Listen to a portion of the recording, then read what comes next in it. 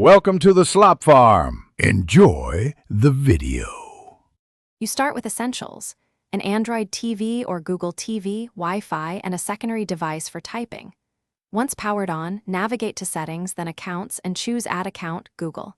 Use your phone or laptop to speed typing.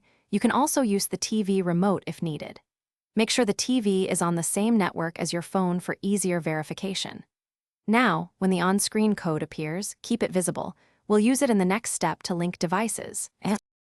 Next, follow the on-screen instruction. Go to Google.com/device on your phone or computer and enter the TV code exactly.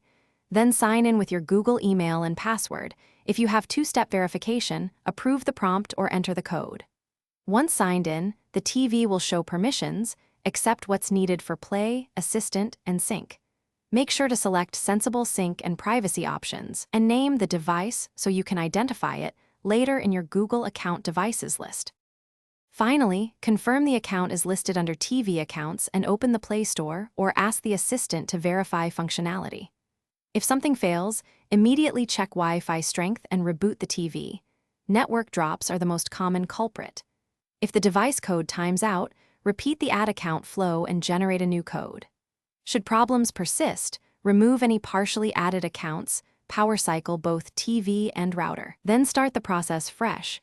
That reset fixes most stubborn sync or... Thanks for watching. Consider subscribing if we helped you today.